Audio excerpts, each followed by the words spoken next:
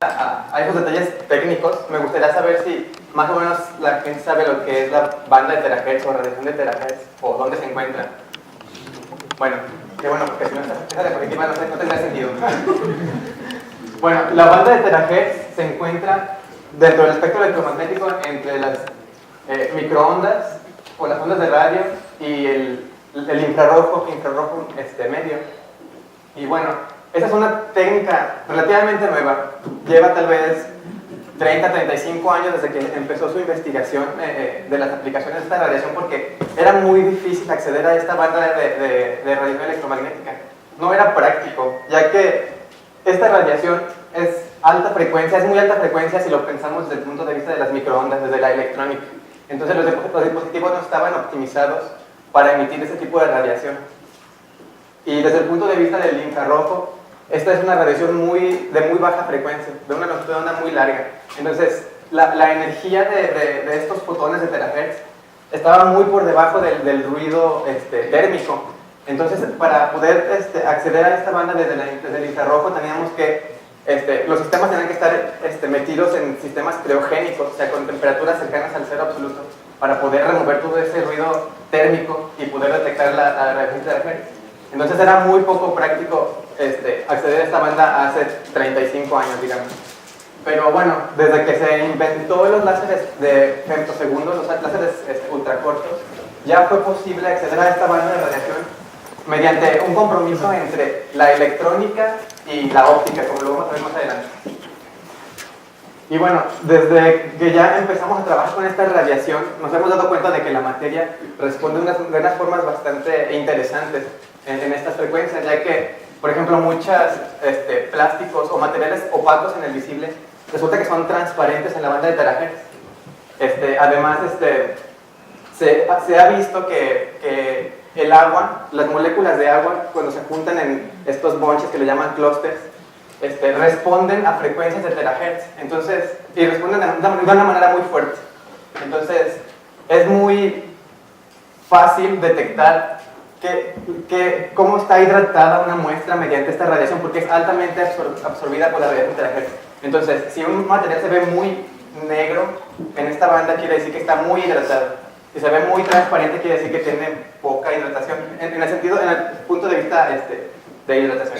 Y bueno, toda la gama de colores que hay entre el negro y el blanco, ¿no? Entonces, eso es lo que nos ha llevado a pensar en que es posible utilizar esta radiación para aplicaciones biomédicas, porque básicamente nuestro cuerpo se compone de 70-75% de agua, ¿no? Entonces, y muchas de las enfermedades, por ejemplo, tumores o enfermedades de la piel, se basan en cambios en la hidratación de la piel. Entonces, ya que esa técnica es muy sensible, nos ha llevado a pensar qué tal si podemos aportar información adicional a estas enfermedades con esta nueva radiación. Y bueno, los sistemas típicos con los que trabajamos usan potencias muy muy bajas, del orden de los microwatts. Entonces podemos meter la mano al sistema de terahertz y nunca nos vamos a quemar. Además de que la longitud de onda de los fotones de, digamos, a 1 terahertz poseen energías de alrededor de unos pocos milielectronvolts, que van muy por debajo, como tal vez 1000 veces más bajas que la energía necesaria para ionizar un átomo. Entonces no tenemos que preocuparnos tampoco porque si nos irradian terahertz nos salgan tumores o cáncer o etc. Hasta la fecha no ha habido ningún reporte en el que demuestren que esta radiación es dañina a los seres vivos, ¿no? Entonces, bueno, en el grupo en el que yo trabajo en Reino Unido, pues atacamos muchos problemas, no nada más biomédicos. Trabajamos en metamateriales, trabajamos en dispositivos impresos mediante impresión 3D. Además, también trabajamos en dispositivos para comunicación, ya que terahertz es un área muy interesante para las comunicaciones. Pero bueno, hoy les voy a hablar de los temas médicos, que es como que el tema más grande que tenemos en el grupo. Pero bueno, déjame les platico rápido cómo se ve un sistema de terahertz. Básicamente es, bueno, el emisor de terahertz, lentes. Bueno, este emisor convierte un láser pulsado de femtosegundos a un pulso de femtosegundos. Digo, de picosegundos, de femtosegundos a picosegundos. Ahorita les platico cómo funciona esto. Lentes para guiar la radiación. Aquí se pone típicamente la muestra. Y otro par de lentes para colectar la información en el receptor, que convierte, este receptor convierte mediante un láser de femtosegundos y el pulso de terahertz, convierte a una señal eléctrica, que es lo que medimos nosotros. Pero bueno, déjenme les platico cómo funciona el sistema de emisión. Bueno, eso es lo que les presenté antes. Y bueno, lo que hay aquí dentro de este cilindro básicamente es una lente hiperhemisférica, que es por lo regular de silicio, un semiconductor, que típicamente en nuestros sistemas es de arsenuro de galio, y un par de electrodos. Esos electrodos son depositados aquí al semiconductor, y típicamente este gap es de alrededor de 10 micras. Entonces, bueno, ¿cómo funciona esta cosa? Pues resulta que podemos, que conectando este sistema, así como está, a una diferencia de potencial, que por lo regular son 20 volts, así como está el sistema, es un circuito abierto, porque el semiconductor en este estado es como un aislante. Entonces, cuando nosotros hacemos incidir un haz pulsado de femtosegundos con longitud de onda central en energía de banda del semiconductor, bueno, esto vuelve localmente en el área donde está incidiendo el haz, vuelve al semiconductor un material conductor, cerrando el circuito. Entonces, mientras está el pulso presente, eso está cerrado. Mientras no está, está abierto. Entonces, eso es como un switcheo rápido, que, bueno, ustedes saben que cargas aceleradas emiten radiación. Bueno, resulta que esa radiación emitida cae en la banda de terahertz. ¿Pero de qué depende? ¿Por qué está en la banda de terahertz? ¿Por qué no está en otro lado? Bueno, eso depende mucho del material del que está hecho el semiconductor. Bueno, aquí es una gráfica un poco traslapada, pero espero que lo veamos. Primero centrémonos en el pulso continuo. Así es como se ve típicamente un pulso de femtosegundos, como un haz gaussiano, ¿no? Cuando este haz gaussiano incide en el semiconductor, como les decía, crea portadores de carga, crea corrientes. Y bueno, esa corriente transiente se puede ver como la línea negra continua que está aquí. Esta que está aquí. Es como una gaussiana, pero un poco más achatada, más ancha. Si se fijan, incluso tenemos corriente, incluso aunque ya no está el pulso presente, y eso es por el tiempo de relajación de los portadores de carga. Es decir, cuánto tiempo tardan de la conducción a la no conducción. Todo esto pasa en el orden de algunos picosegundos. Esto es lo que nos da que esta antena, bueno, este sistema emite la banda de terahertz. Que toda esta relajación y excitación de cargas suceda en unos pocos picosegundos. Ustedes saben que si invertimos un picosegundo nos da 1 terahertz. Entonces, a eso se debe que la radiación emitida está en la banda de terahertz. Además, bueno, este método se le conoce como método de antena fotoconductiva. Y bueno, creo que lo de fotoconductiva ya queda un poco claro, ¿no? O sea, es fotoconductivo porque estamos excitando conducción mediante un haz óptico pulsado. Pero se llama antena porque esto cumple todas las condiciones necesarias para que lo podamos analizar como una antena. Es decir, si se acuerdan, el gap entre electrodos es de alrededor de unas decenas de micras. Y la radiación terahertz, digamos que está en algunas cientos de micras o incluso hasta 3 milímetros. Entonces, el gap es muy chiquito comparado con la radiación emitida. Y eso cumple todas las condiciones para poderlo analizar como una antena de dipolo pequeña. Entonces, de la teoría electromagnética, que a lo mejor ustedes la han visto en sus cursos, sabemos que el patrón de radiación de una antena de dipolo se puede encontrar como la derivada temporal de la corriente que está generando esa radiación. Entonces, si nosotros derivamos esta curva negra continua, obtenemos la que está aquí seccionada como punteada, ¿no? Esto es el pulso de terahertz. Entonces, me quise tomar el tiempo para mostrarles todo esto, porque de aquí en adelante vamos a ver un montón de pulsos como estos, de sube y baja. Entonces, me gustaría que entendieran por qué la radiación se ve de esta manera y no de otra. Y bueno, este pulso contiene muchísima información de frecuencia. Y bueno, esto que está aquí es un pulso de terahertz de laboratorio. Eso es lo que ya realmente medimos. Esto es lo que vemos en la computadora. Tenemos una ventana temporal, que en este caso va de 5 a 20 picosegundos. Y bueno, no les voy a platicar hoy cómo se detecta esta radiación, porque ya me perdería mucho tiempo. Pero bueno, los que llevaron óptica ultrarrápida, si recuerdan los métodos de correlación, básicamente es una correlación entre el haz pulsado de femtosegundos y el pulso de terahertz. Pero bueno, esta técnica nos permite a diferencia de otras técnicas espectroscópicas, detectar el campo eléctrico como función del tiempo. En algunas otras técnicas solo permiten la amplitud del campo eléctrico. Y en este caso tenemos la amplitud con respecto al tiempo, que esto quiere decir que si le sacamos a esta cosa transformada de Fourier, podemos obtener amplitud. Saben que la transformada de Fourier es un número complejo, entonces la magnitud de ese número complejo es esto que está aquí y esto es la fase. Eso es muy importante porque la fase nos permite encontrar como el tiempo de vuelo, es decir, en qué momento llega el pulso de terahertz a nuestro receptor. Y eso nos permite, por ejemplo, hacer estilos de tomografías o ultrasonidos electromagnéticos. O sea, podemos analizar profundidades o incluso capas en muestras debido a nada más analizando el tiempo de arribo de cada eco de radiación de terahertz. Pues bueno, eso es muy interesante y muy importante en esta técnica que nos ayuda a encontrar parámetros muy importantes de muestras, sobre todo el índice de refracción complejo. Con estos dos números, este y este, podemos encontrar el índice de refracción complejo de una muestra que es muy interesante, más adelante lo vamos a ver. Pero bueno, esto es lo que les mostré antes, amplitud en tiempo del campo eléctrico y bueno, esa es la amplitud de la transformada de Fourier. Aquí tenemos, aquí vemos que este pulso que les estoy mostrando contiene información desde, digamos, 100 GHz a 4 terahertz. Y bueno, no les platiqué, pero convencionalmente la gente toma que la banda de terahertz va desde los 100 GHz hasta los 10 terahertz.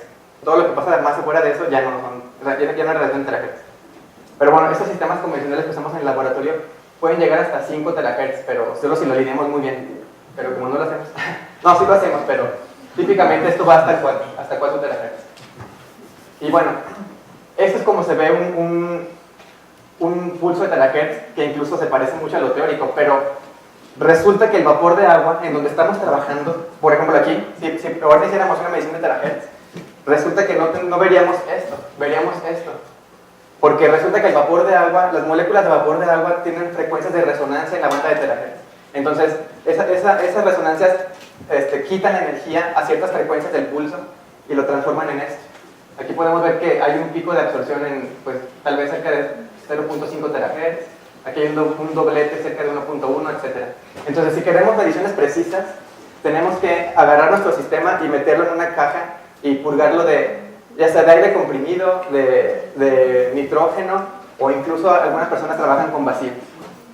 Es decir, reemplazar este vapor de agua, este vapor de líquido que tiene estas frecuencias, esta resonancia por un líquido, por un gas no polar, para poder obtener esto que está acá. De aquí en adelante les voy a mostrar solamente mediciones de este tipo porque para nuestros experimentos no es práctico meter nuestro sistema en una caja. Entonces, bueno. Típicamente las mediciones de terahertz se hacen de dos maneras. La primera es tomar un pulso que le llamamos de referencia.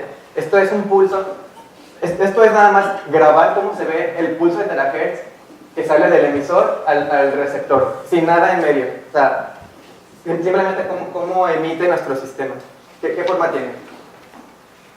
Y después hacemos algo que se llama medición de muestra, que esto es básicamente enviar el pulso de terahertz a través de nuestra muestra y detectar en este lado cómo cambió nuestro pulso de terahertz debido a esta interacción con la materia. En algunas ocasiones es muy difícil encontrar la transmisión del pulso de terahertz porque la muestra es muy absorbente o muy gruesa. Entonces lo que tenemos que hacer es detectar el haz que se refleja de este lado, o sea, poner el receptor de este lado y detectar esto. En todos nuestros resultados que les voy a mostrar ahora están hechos en reflexión porque son mediciones biomédicas, o sea, son aplicaciones en piel. Es imposible penetrar radiación de terahertz a través de un brazo, por ejemplo. Entonces todo tiene que ser en reflexión. Y además, como les decía, el cuerpo tiene muchísima agua. Entonces, solamente podemos analizar con esta radiación de terahertz unos pocos milímetros de la piel, que es en donde pasan muchas complicaciones o padecimientos de la piel. Entonces, bueno, para analizar esta señal, básicamente, ustedes saben que en un sistema lineal tenemos una salida para una entrada en particular, y bueno, H puede ser la función de transferencia de nuestro objeto o nuestra planta o lo que sea. Y bueno, estos sistemas se modelan de esta manera. O sea, la salida es la integral de convolución o la convolución de la entrada y y la función de transferencia. A lo que a nosotros nos interesa es simplemente la H, porque queremos saber cómo responde nuestra muestra independientemente de las entradas. Entonces, para poder despejar H, ustedes saben que pueden hacer transformada de Fourier y esto se convierte en un producto de la transformada de Fourier de X por la transformada de Fourier de H. Y esto es igual a la transformada de Fourier de Y. Pues haciendo un poco de matemáticas podemos obtener esta parte, en donde esto es la transformada de Fourier de la entrada sobre de la salida entre la entrada. Que en nuestros términos de lo que estamos hablando ahora era la transformada de Fourier del pulso de muestra entre el pulso de referencia. Y ahora sí, ya estamos listos para empezar a nuestros experimentos. Así es como empezamos a hacer nosotros nuestros experimentos. Tuvimos que encontrar una manera de poder alinear nuestro brazo para poderlo analizar de alguna manera que no se moviera y que estuviera la superficie relativamente plana para no perder alineación. Entonces lo que seleccionamos fue usar una ventana de cuarzo, que resulta que el cuarzo es muy transparente a terahertz. O sea, no hay mucha absorción. Es más, hay cero absorción en estos materiales a la banda de terahertz. Entonces aquí tenemos nuestro emisor, el lente para enfocar, otro lente para colectar y el detector. Y bueno, la piel en las primeras 500 micras se compone de muchas capas, que es stratum córnea, epidermis y dermis. Entonces, bueno, así es como empezamos nuestros experimentos nosotros. Pero resulta que hay un problema con esta configuración, porque, bueno, la ventana de cuarzo tiene un cierto grosor. Entonces, como les decía, terahertz es una técnica que permite encontrar tiempos de arribo entre varios pulsos. Entonces, aquí tenemos la reflexión, por ejemplo, si enviamos un pulso de terahertz en esta dirección, tenemos una reflexión que va en esta interfaz y otra que va en esta interfaz. Y al final vamos a encontrar una superposición de dos pulsos. Pero realmente eso no nos sirve porque lo que hay aquí no hay nada. O sea, por lo regular aquí ponemos nuestro brazo, ¿no? O nuestra muestra. Pero esto que está aquí no nos sirve de nada porque no tiene información útil. Pero está mezclada con la información que sí queremos. Entonces tuvimos que encontrar una manera de poder remover ese segundo pulso. Y lo que hicimos es esto. Bueno, a la primera reflexión de la primera cara le llamamos baseline o base. A la segunda es la reflexión de la capa superior o de la cara superior, que es esto que está aquí. Y esto es lo que detectamos. A lo mejor pueden decirme que basta con recortar la señal, ¿no? Porque están bastante bien separados. Pero bueno, recortar la señal quiere decir eliminar información, eliminar puntos. Que eso nos perjudica en que perdemos resolución en frecuencia. O sea, si hacemos transformada de Fourier de una señal más pequeña, la transformada de Fourier va a estar muy pobremente muestreada. Entonces vamos a perder información de frecuencia. Si es que tuviéramos una línea muy delgadita de resonancia. Entonces, entre más información podamos quedarnos mejor. Entonces lo que hemos hecho fue agregar una segunda ventana de cuarzo aquí para retrasar más el segundo pulso. O sea, dentro de nuestra ventana temporal que ya les habíamos dicho, ahora solo vamos a poder tener esto que está aquí, la primera reflexión, porque que está acá tarda tanto en llegar que ya no lo vemos en la computadora. A lo mejor llega en un tiempo mucho después, pero ya está, como está fuera de nuestro rango temporal que podemos medir, ya no importa. Entonces, con esta medición de con la segunda ventana de cuarzo, tenemos esta medición de acá. Y sin esta segunda ventana de cuarzo tenemos esta que está aquí negra. Entonces, si a esta le restamos esta, obtenemos nada más la reflexión de la cara superior. Y entonces ahora sí ya resolvemos el problema de la segunda reflexión. Ahora sí estamos listos para hacer nuestras mediciones. Entonces, bueno, aquí formamos la función de transferencia, que es la función de transferencia medida, que básicamente es el campo eléctrico de muestra menos la base, el pulso en el aire menos la base, y bueno, a todo le sacamos la formada de Fourier. Esto que está aquí lo podemos modelar teóricamente como los coeficientes de Fresnel de reflexión de la interfaz cuarzo muestra sobre cuarzo aire. Y bueno, así es como se ven, donde este es el índice de refracción complejo del cuarzo, el ángulo del cuarzo. Ese es el que nos interesa, el índice de refracción de la muestra, ya que el índice de refracción de una muestra está íntimamente ligado con las propiedades, por ejemplo, de humedad o incluso cuántas capas tiene. Entonces, esto no lo conocemos y tampoco conocemos el ángulo de incidencia dentro del material que está aquí. Entonces, y bueno, tampoco, en principio tampoco conoceríamos esta que está aquí, solo conocemos el ángulo de incidencia con el que emitimos nuestro pulso de terahertz. Entonces tenemos, se puede decir que 1, 2, 3 incógnitas. Entonces para eso utilizamos las leyes de Snell, en donde aquí tenemos tres incógnitas y tres ecuaciones. Esta es una, esta es otra y esta es otra. Entonces ya podemos resolver nuestro sistema de ecuaciones y compararlo. Esto que está aquí lo comparamos con lo que medimos y obtenemos el índice de refracción de la muestra. Y bueno, ya tenemos también modelos en los que, en base a cierta teoría que le llaman medio efectivo, podemos predecir el índice de refracción de una muestra dada la hidratación que tiene. Y bueno, así como se ve ya realmente nuestro experimento, ¿no? La ventana de cuarzo, emisor y detector y el par de lentes. Entonces ya creo que parece que ya estamos listos para ahora sí hacer nuestras mediciones, ya que corregimos el problema de la ventana de cuarzo. Pero resulta que no. Nos dimos cuenta que hay algo muy problemático en estas mediciones biomédicas, porque cada que nosotros ponemos nuestro brazo en la ventana de cuarzo, resulta que los poros se tapan. Y como los poros se tapan, ya dejan de transferir agua con el ambiente.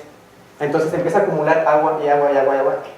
De manera que ahora la medición de terahertz nos va a dar una cantidad de agua superior a la que en verdad tenía nuestra muestra, por este efecto de que tapamos los poros. Eso se le conoce como oclusión. Entonces, aquí les muestro el pulso de terahertz en el minuto 0, que está aquí el rojo. Todos esos pulsos llegan al mismo tiempo, pero los movimos horizontalmente nada más por claridad. Bueno, es el pulso de terahertz en el minuto 0, 2, 4, 6 hasta 20. Si se fijan, hubo una reducción importante en la amplitud. Eso nos va a traer errores debido a que, como les decía, esta técnica es muy sensible al agua. Entonces, si nuestro pulso de terahertz se modifica por cierta error experimental, pues vamos a obtener valores erróneos. Y bueno, aquí esta gráfica que está aquí es la amplitud pico a pico de cada uno de estos pulsos, desde el minuto 0 hasta el 20. Entonces, si se fijan, aquí hay algo muy interesante, porque este decremento en la amplitud sigue una tendencia exponencial. Incluso aquí podemos ver que hay una reducción importante de la amplitud pico a pico, incluso los primeros 30 segundos de medición. Entonces, tenemos que encontrar una manera de poder remover esos efectos que no queremos.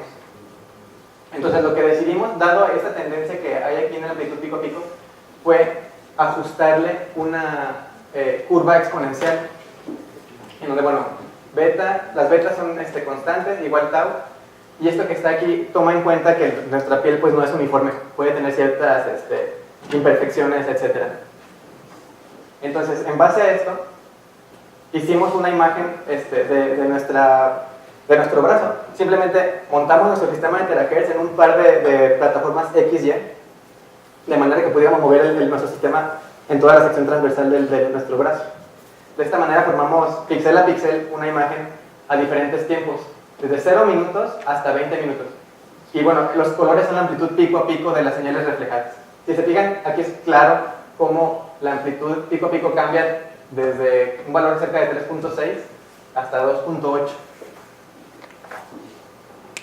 Bueno, esto que está aquí, utilizamos a 5 personas para hacer nuestras mediciones, y estos que están aquí son las curvas ajustadas. No sé si ustedes recuerdan el parámetro R que utilizamos cuando ajustamos una curva a datos experimentales. Este parámetro nos dice que también se ajustó nuestra curva teórica con los datos experimentales. Un parámetro R cerca de 0 quiere decir que no se parece en nada a lo que queremos ajustar con nuestros datos. Y un parámetro R igual a 1 quiere decir que el ajuste fue perfecto. Bueno, en este ajuste que hicimos nosotros con nuestros datos experimentales, este parámetro R resultó de 0.97, que quiere decir que esta ecuación realmente se ajusta a los efectos de oclusión del pulso de terahertz. Entonces, lo que hacemos con este sistema es que, dada una medida con oclusión, ajustamos esta curva exponencial de manera que podamos hacer una regresión hacia el minuto 0. O sea, dada una medida ocluida de esta parte, podemos ajustar y regresarnos a cómo estaba en el minuto 0.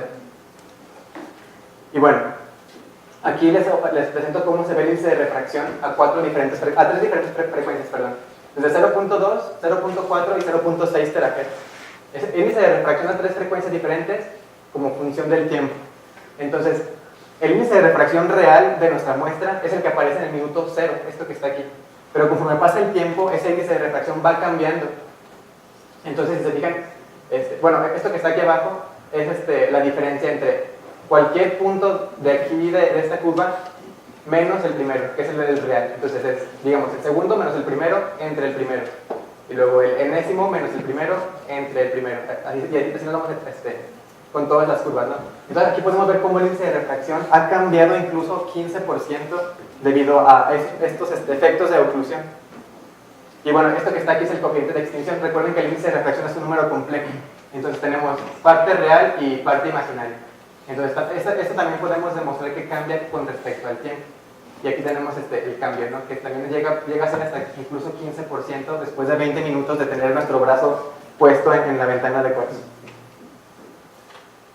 Entonces, bueno, haciendo este ajuste que les decía de ajustar el exponencial y regresarnos a como estábamos al principio, ahora podemos corregir esa oclusión en cualquier momento de tiempo.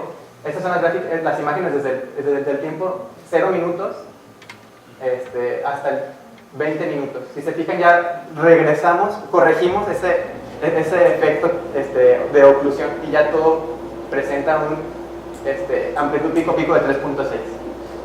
Entonces, ahora sí parece que ya estamos listos para ahora sí mediciones reales de piel, porque ya corregimos la oclusión y el efecto de la ventana de cuarzo. Bueno, pues resulta que todavía no, porque hay otro factor que tenemos que controlar, y esa es la presión con la que empujamos la ventana de cuarzo, ya que imagínense que nuestro brazo es un sistema de muchas capas que están en el modo relajado en esta configuración.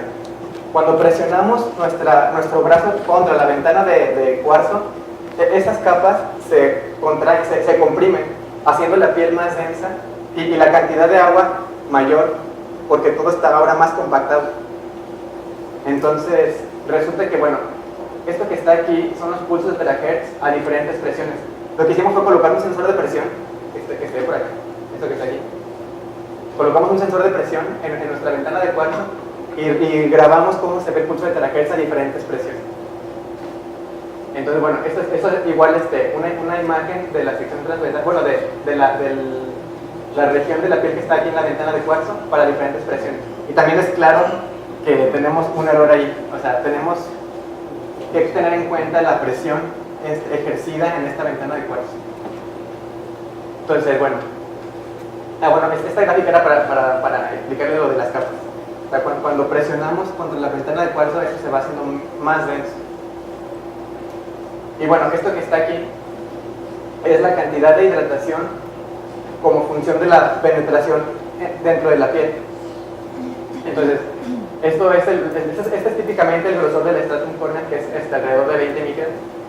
Y pues bueno, la hidratación pasa desde el 20% afuera hasta alrededor de 70% al final de la capa de stratum corneal. Y bueno, todo lo que está aquí son la epidermis y etcétera. Aquí podemos ver cómo cuando aplicamos más presión, el grosor del stratum corneal va reduciéndose. Todo esto que está aquí son mediciones, son resultados que se obtienen simplemente de la reflexión de terahertz.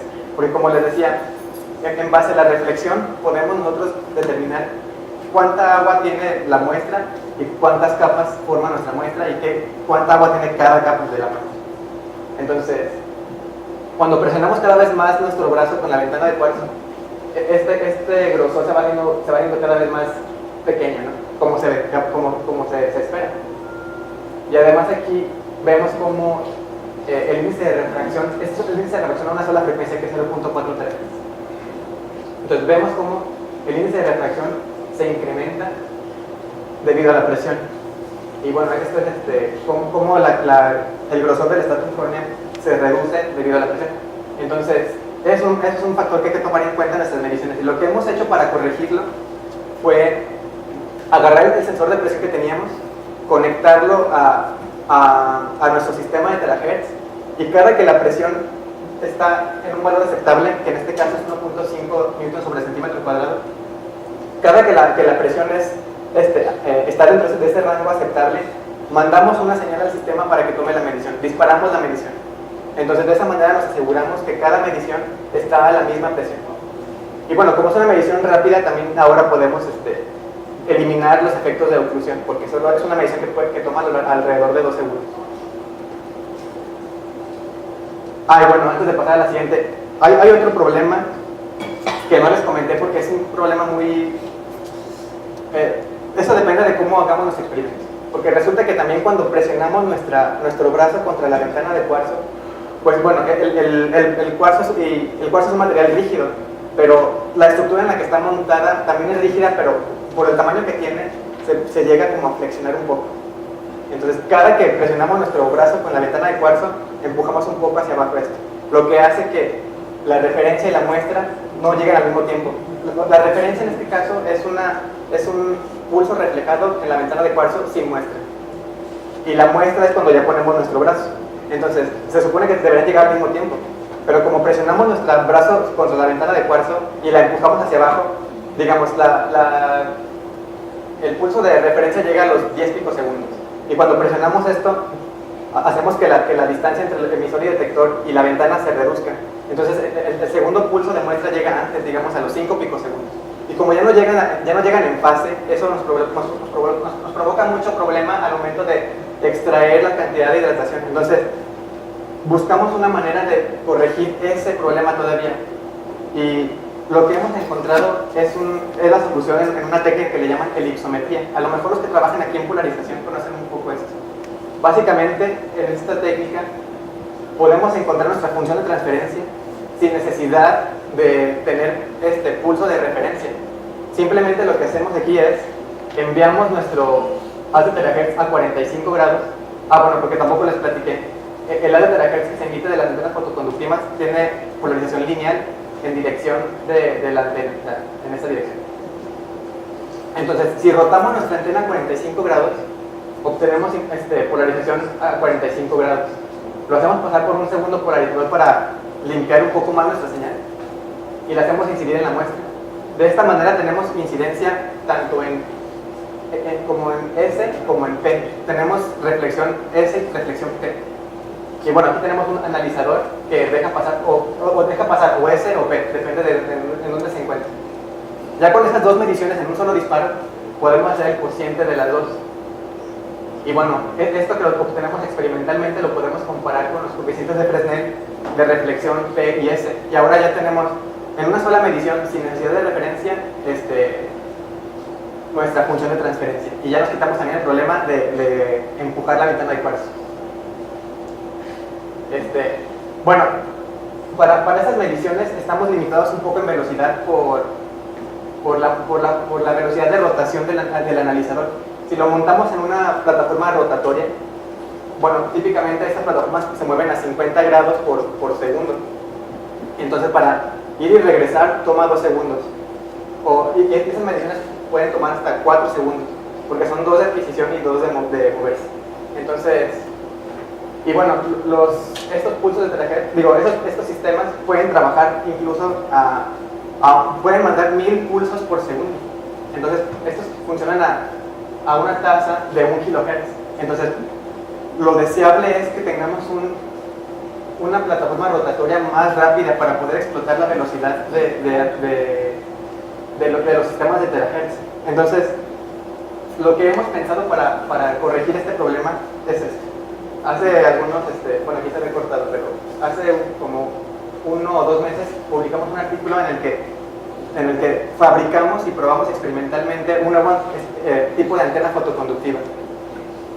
Esta se compone de 4 antenas fotoconductivas, 2 en esta orientación y otras 2 en esta orientación, conectadas a dos voltajes independientes y 2 tierras independientes, ¿no?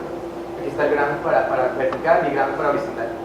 Bueno, resulta que si solamente aplicamos voltaje en la parte vertical, solamente vamos a activar este píxel, digamos, y este que está aquí, emitiendo radiación vertical.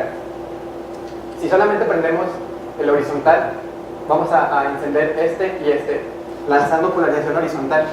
Y si jugamos con los voltajes entre los dos, podemos enviar polarización a cualquier ángulo de incidencia, desde 0 a 90 y con toda la gama que hay en medio, ¿no? Y bueno, de esa manera, pues ustedes saben que podemos conmutar voltajes muy rápidos, hasta frecuencias del megahertz. Entonces, de esta manera podemos switchar entre vertical y horizontal muy rápido, de manera que podamos hacer mediciones en tiempo real. Para analizar esta estructura, para analizar cómo emite esta estructura, lo que hicimos es, como les decía, todo esto cumple las condiciones necesarias para ser analizado como una antena de dipolo, una antena pequeña de dipolo.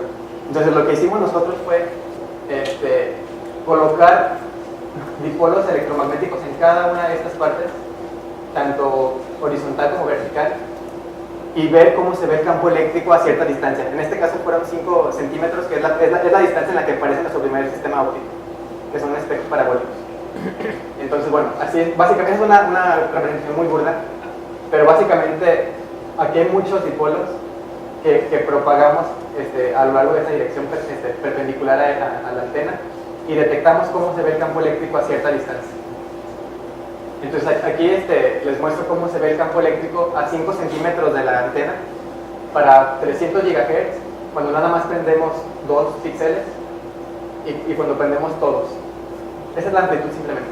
Entonces podemos ver que a 5 centímetros a estas frecuencias tenemos lo que esperábamos, haces gaussianos. Y bueno, que está aquí es el campo eléctrico a 5 micras de la antena fotoconductiva. Entonces aquí pueden ver cómo se ve cuando nada más dos están prendidas. Aquí podemos ver cómo está como que la periodicidad de la antena.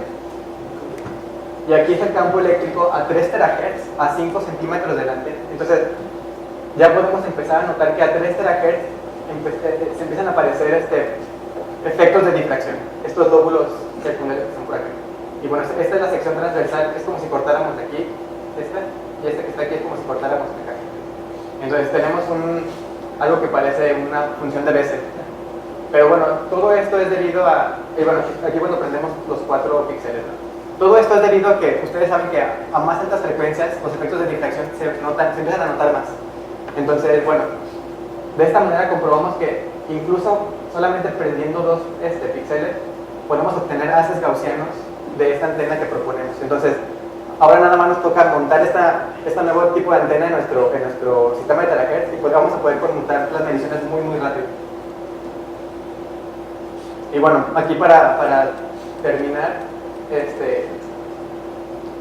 les platico cómo se ve el campo eléctrico de terahertz. Simplemente cuando emitimos en la dirección X, tenemos amplitud de nada más en X y nada en Y. Esto es Y. Como esperábamos. Esto ya son resultados experimentales. Aquí se ve cómo se ve el pulso de terahertz cuando prendemos los 2 voltajes. Entonces tenemos radiación en Y y radiación en X. Y bueno, así es como se ve la resultante, ¿no? Que está a 45 grados. Y cuando nada más prendemos la vertical, tenemos información nada más en Y, pero no en X. Bueno, muy poca. Y aquí es la transformada de Fourier de cada una de estas. Cuando simplemente tenemos radiación en X, son las rojas. Entonces, si se fijan, X tiene una amplitud cerca de 1 y Y muy cercana a 0. Esto quiere decir que en esta curva que está aquí tenemos, eso es un 10 a la menos 12, eso es un 10 a la 0. Quiere decir que la amplitud del pulso de terahertz aquí es 100 veces menor que lo que está acá, que es aceptable para nuestros propósitos. Y bueno, que está aquí es muy importante porque esto nos dice que cuántas frecuencias dentro del pulso se están rotando en el ángulo que queremos. En esta gráfica, la verde, quiere decir que las frecuencias que se están rotando 90 grados van desde aproximadamente 200 GHz hasta 5 terahertz. Eso quiere decir que nuestro dispositivo es broadband, o bueno, no sé cómo decir, funciona para varias frecuencias. Para 45 también tenemos que dentro del rango de, digamos, 200 GHz a 3 o 5, todas esas frecuencias están rotando en el mismo ángulo. Y bueno, también para 0 grados tenemos todo eso. Entonces, de esta manera, hasta ahora es todo lo que se nos ha presentado de inconvenientes en nuestras mediciones. Como les decía, esta área apenas lleva 35 años que se empezó a explorar, y las aplicaciones médicas apenas llevan tal vez 20. O sea, hay mucho camino todavía por recorrer y muchos problemas que sortear todavía antes de poder llevar esa tecnología a los hospitales y poder dar diagnósticos de padecimientos. Yo estoy como más en el área de resolver problemas físicos o técnicos, ¿no? Estamos asociados con un hospital dentro de esta universidad en el que nos ayudan mucho con los pacientes, etc. Pero antes de poder ya pedir que nos den el número de personas voluntarias, tenemos que resolver todos esos problemas que nos están apareciendo. Entonces, hasta ahora, parece que hemos resuelto todo lo que se nos ha puesto enfrente, pero ¿habrá otra manera de resolver esto? O sea, ¿cómo podemos eliminar el hecho? Porque todo esto que hemos presentado es porque estamos presionando contra una ventana de cuarzo, que fue con lo que iniciamos la presentación. Creo que todo esto se deriva de estar presionando con esta ventana.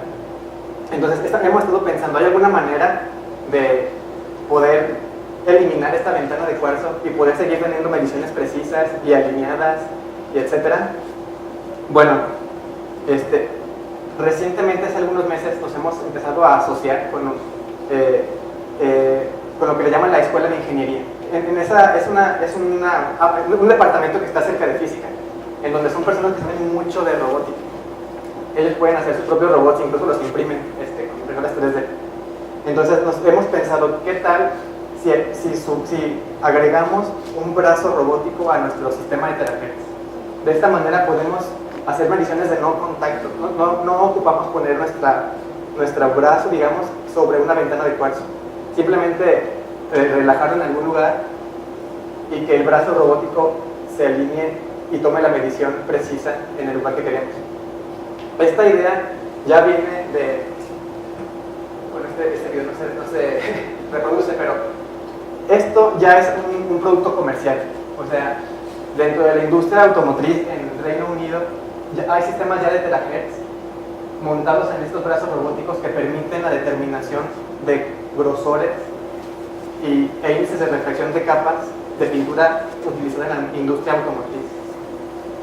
Entonces, pero esto es un problema, bueno, para nosotros, porque bueno, una pieza de un carro como esto que está aquí es relativamente plana, además es estático, o sea, no se va a estar moviendo o lo que sea.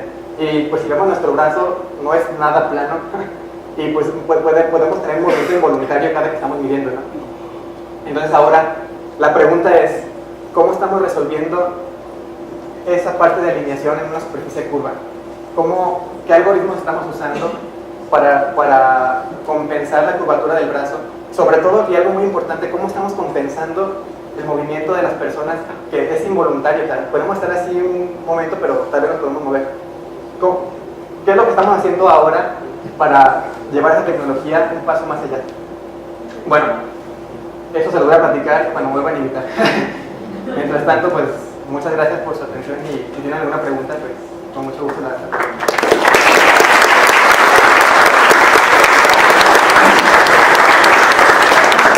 Bueno, yo creo que son como 15 minutos de preguntas y si hay más que se quieren quedar, pues más. Hablo fuerte. Oye, ahí en una gráfica experimental que tienes, donde tienes el índice de refracción, nada más tengo una pregunta ahí de curiosidad, ya te la acabas de pasar. Adelántate. Esa mera. ¿Por qué ahí a 3, en valor de 3, tu valor experimental, tu barra experimental es tan pequeña? Esa que está aquí. Sí, o sea, es curiosidad así experimental, no soy experimentalista, pero... Sí, bueno, esto es más que nada por el fit que utilizamos. O sea, esto que está aquí, esta curva roja, es el grosor de la stratum cornea, de la primera capa de piel. Sí. Ese lo obtenemos mediante un ajuste de mínimos cuadrados de un modelo matemático con nuestro pulso de terahertz. Bueno, resulta que si lo corremos varias veces, no se desplaza mucho de ese valor del fit. Lo que está acá... Pero también el índice de refracción, ¿no? Le pasa lo mismo ahí. Ajá, sí, sí, porque esta ecuación es como... o sea, ustedes saben que, por ejemplo, el camino óptico de una onda electromagnética es el índice de refracción por el grosor. Pero el índice de refracción depende del agua y el grosor, pues, es una variable independiente. Esto lo que nos quiere decir simplemente es que en nuestro algoritmo, estas dos cantidades no se desvían mucho, o sea, el mínimo local, porque básicamente es un ajuste, un fit. Ajustamos nuestra teoría con nuestro experimento y buscamos un mínimo local. Eso lo que nos quiere decir es que el mínimo local a 3 terahertz no se desvía mucho entre mediciones, pues. ¿Y por qué en los otros sí se...? Pues esto es más que nada por el fit que estamos utilizando, o sea, el método de ajuste que estamos utilizando. Sí. Pero digamos, si esto después lo quieres usar tú en alguna otra parte, pues como que no es muy confiable, ¿no? Porque ahí tienes un rango de error bastante grande en el índice de refracción, ¿no? Me imagino. Sí, bueno, es grande con respecto... Bueno, o sea, no es grande con respecto a esta escala. Porque sí, pero si quieres hacer medidas precisas, yo digo que sí es grande, ¿no? Sí, Porque sí. entonces ya lo que tú estabas argumentando, pues a lo mejor el cuarzo es lo de menos, Ajá. ¿no? Puedes seguir usando cuarzo y mejor te resuelves ese problema. Sí. Sí, bueno. Pero bueno. Lo que deberíamos hacer aquí es repetir muchas veces las mediciones y ver cuánto es la desviación estándar o el error que nos podemos permitir para no dar mediciones falsas, se puede decir. Ajá. Oye, la otra pregunta, ¿las antenas ¿las hacen ustedes o las Sí. ustedes? Tenemos un cuarto limpio. Ajá. Donde depositamos todo esto. Ok, gracias. Muy bien, excelente.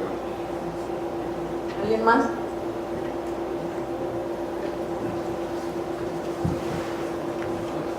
Sí, buenas tardes. Había mencionado que en su grupo también trabajan con otros proyectos con terahertz, Sí, entre ellos metamateriales. sí. He estado leyendo y el grafeno es muy bueno para materiales en terahertz. Ajá. No sé si algún otro material o compuesto que sea muy bueno para metamateriales. Bueno, estamos usando perovskita. Pero quitas. Ajá. Y sobre todo grafeno es lo que estamos usando ahorita. Eso es lo más... Pues tenemos tal vez 3 proyectos andando en ese momento en base al grafeno. Sí, sí. Y las perovskitas las hacen como el grafeno por capas o modifican la estructura. No, son capas también. Capas también. Muchas gracias.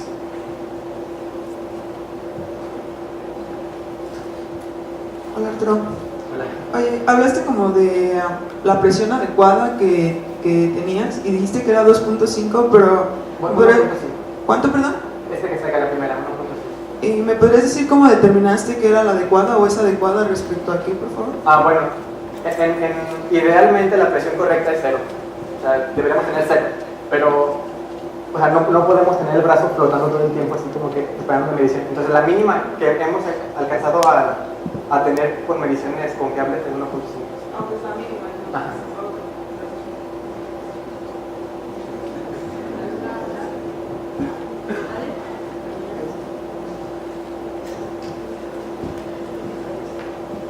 A ver si se oye. Sí. Supongo que se considera este tipo de equipo eventualmente se sale. ¿Qué van a hacer con el láser de efecto? Es una cosa muy cara, ¿no? Va a ser, digo, aquí se han hecho diversas aplicaciones y pues a veces pienso que sale más caro el caldo que las albóndigas, no sé. Sí. Comparado con otras tecnologías, ¿qué se ve de esto, de fuentes de terahertz a futuro que sean razonablemente económicas? Sí, pues eso es algo real, es una realidad que todavía los sistemas de terahertz son muy caros y por eso mucha gente prefiere irse a técnicas viejas o ya muy bien establecidas como ultrasonido o Raman o lo que sea, o no sé, otras técnicas que terahertz, pero actualmente se está trabajando en poder eliminar láser de femtosegundos reemplazándolo con otro tipo de tecnología como por ejemplo los diodos multimodo. Resulta que hay por ahí gente que trabaja en sistemas que reemplazan completamente el láser pulsado de femtosegundos por un láser multimodo, en el cual hacen un batido de todos los modos emitidos por estos diodos, de manera que puedan no hacer un pulso de femtosegundos, pero sí una correlación. Es que es algo un poco muy complicado de explicar, pero se puede reemplazar este láser de femtosegundos por diodos multimodo, pero para frecuencias muy por debajo del 5 terahertz. O sea, estos diodos pueden trabajar simplemente digamos, de 100 gigahertz a tal vez a lo más 1 terahertz. Pero bueno, todo lo que les presento aquí está muy por debajo de un terahertz. Entonces es posible poder reemplazar estos sistemas de segundos con diodos multimodo para aplicaciones biomédicas en este caso. Pero es una tecnología que todavía sigue estudiando. La última pregunta.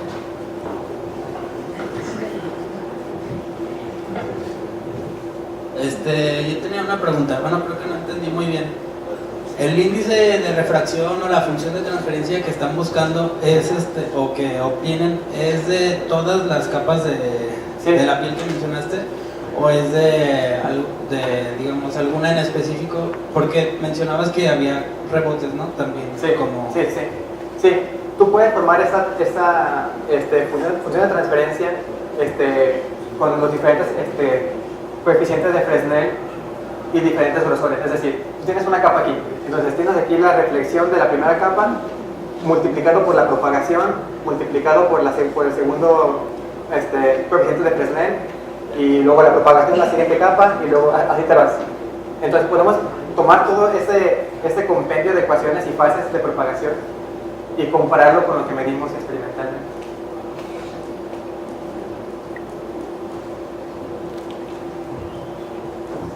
Pues yo creo que ya sería todo y le agradecemos a... ¿Hay otra pregunta? ¿Todo?